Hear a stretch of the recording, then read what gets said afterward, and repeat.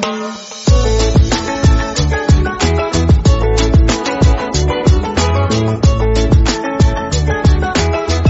The lord.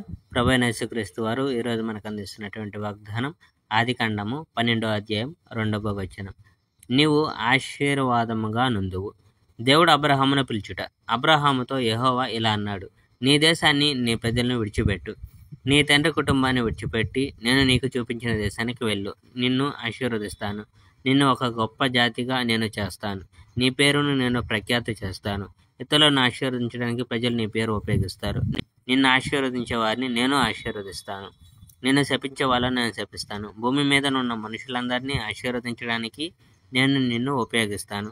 అబ్రాము కనాను వెళ్ళాడు కనుక అబ్రాము యెహోవాకు విధేయుడై కనాను వెళ్ళాడు. అతడు హారాహును విడిచిపెట్టాడు, లోతు అతనితో కూడా వెళ్ళాడు. ఆ సమయంలో అబ్రహాము వయసు 75 సంవత్సరములు.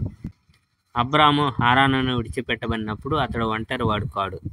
తన భార్య శారాయిని, తమ్ముని కుమారుడు లోతును, హారానులో వారికి కలిగిన సమస్తాన్ని అబ్రాము తనతో తీసుకువెళ్ళాడు. హారాన్లో అబ్రాము సంపాదించిన బానిసలు అంతా వారితో వెళ్ళారు. అబ్రాము అతని వర్గం వారు హారాను విడిచి కనాను దేశానికి ప్రయాణం చేశారు. అబ్రాము కనాను దేశం గుండా సంచారం చేశాడు. అబ్రాము షెకెము పట్టణానికి పయనించి మొరేలో ఉన్న మహావృక్షం దగ్గరకు వచ్చాడు. ఆ కాలంలో కనాను ప్రజలు ఈ దేశంలో నివసించారు. అబ్రాముకు యెహోవా ప్రత్యక్షమై ఈ దేశాన్ని నీ సంతానానికి ఇస్తాను అన్నాడు. ఆ స్థలంలో అబ్రాముకు యెహోవా ప్రత్యక్షమయ్యాడు కనుక ఆ స్థలంలో యెహోవాను ఆరాధించడానికి అబ్రాము ఒక బలిపీఠం కట్టాడు. తర్వాత అబ్రాము ఆ స్థలం విడిచిపెట్టి బేతేలుకు తూర్పున ఉన్న పర్వత ప్రాంతాలకు వెళ్ళాడు. అక్కడ అబ్రాము తన గుడారం వేసుకున్నాడు. పడమటికి బేతేలు పట్టణం ఉంది, తూర్పున హాయి పట్టణం ఉంది. ఆ స్థలంలో యెహోవా కోసం మరో బలిపీఠాన్ని అబ్రాము నిర్మించాడు. అక్కడ అబ్రాము యెహోవాను ఆరాధించాడు.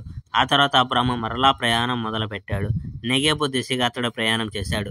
Praise the lord. May god bless our India.